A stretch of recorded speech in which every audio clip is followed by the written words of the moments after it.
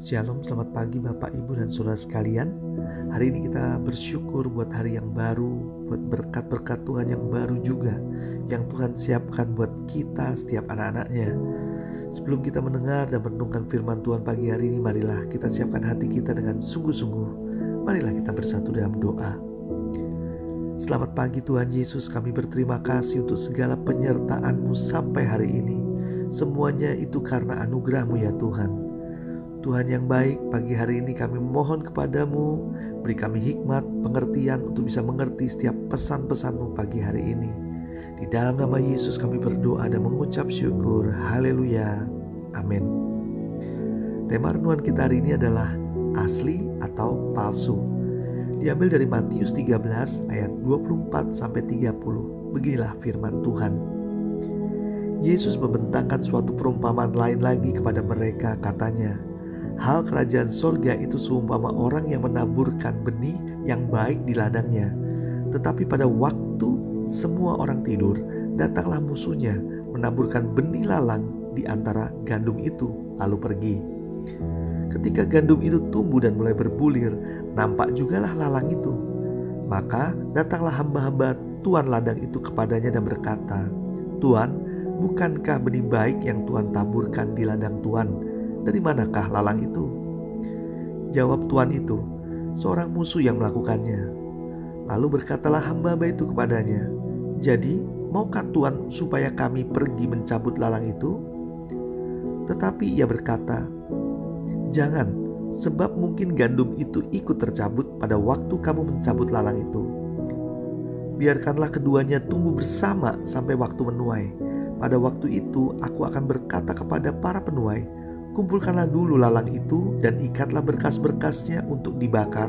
Kemudian kumpulkanlah gandum itu ke dalam lumbungku. Saudara yang dikasihi Tuhan, pernahkah kita terkecoh memilih barang dikira asli tapi palsu? Pasti kita pernah mengalaminya, bukan?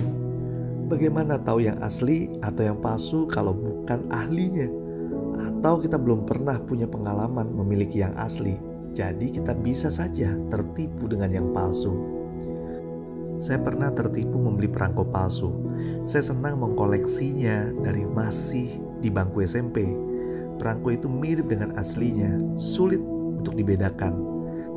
Saya baru menyadari setelah teman saya memiliki perangko yang sama persis dengan milik saya, tetapi dia membeli dengan harga sangat murah sekali. Dia bilang perangko ini adalah perangko yang dicetak ulang, memang persis dengan aslinya. Yang membedakan adalah tinta stempel yang menempel pada perangko tersebut adalah bukan tinta asli. Kalau tinta asli, maka perangko itu menjadi perangko asli dan yang harganya sangat mahal. Ini disebut sebagai replika atau palsu tapi mirip dengan aslinya. Saudara yang dikasihi Tuhan, soal asli dan palsu bukan selalu bicara soal barang, bisa juga soal iman. Di ladang Allah, iblis bekerja mengganggu karya Tuhan. Benih gandum yang baik diganggu oleh benih ilalang. Bagaimana cara mengatasinya? Bila keduanya tumbuh begitu mirip dan begitu dekat, dicabut sajakah? Ternyata jangan. Firman Tuhan pagi hari ini mengatakan jangan dicabut.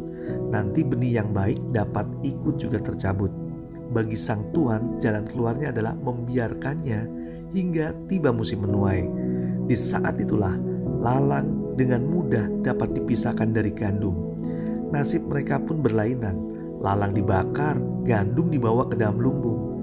Patutlah diperhatikan, gandum itu memang mirip lalang, sulit dibedakan. Tapi pada masa akhirnya sangat mudah membedakannya. Lalang tidak menghasilkan bulir gandum, jadi mudah mengetahui perbedaannya.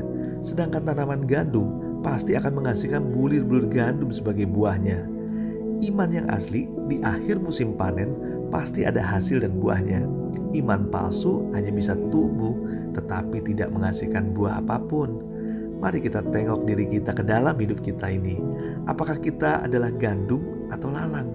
Jika kita merasa gandum, sebaiknya iman kita juga menghasilkan buah pertobatan dan juga buah jiwa-jiwa. Masa pembuktian akan tiba. Pada saat itu iman asli dan iman palsu akan terlihat. Iman asli tidak saja tumbuh tetapi berbuah. Sedangkan iman palsu hanya mampu bertumbuh tapi nggak bisa berbuah. Jadi akan jelas siapa gandum milik Tuhan yang akan disimpan di lumbung Tuhan, dan siapa yang akan jadi lalang yang akhirnya dibakar api. Marilah kita pastikan kita memiliki iman yang asli, yaitu iman yang bertumbuh dan berbuah lebat. Mari kita berdoa. Bapa yang baik, kami telah mendengar kebenaran-Mu. Pagi hari ini kami mau belajar memiliki iman yang asli, iman yang bertumbuh dan juga berbuah pertobatan dan juga berbuah jiwa-jiwa. Hingga suatu hari nanti tiba saat kami dikumpulkan bersama Engkau, bukan dibakar. Tuhan, terima kasih untuk firman-Mu. Pagi hari ini kami juga tak lupa memohon berkat Tuhan menyertai kehidupan kami. Dari pagi, siang, sore hingga malam nanti, hidup kami diberkati, disertai dengan tanda-tanda ajaib dan mujizat Tuhan. Terima kasih Tuhan, kami serahkan doa kami dan ucapan syukur kami di dalam nama Yesus. Haleluya, amin. Tuhan Yesus memberkati.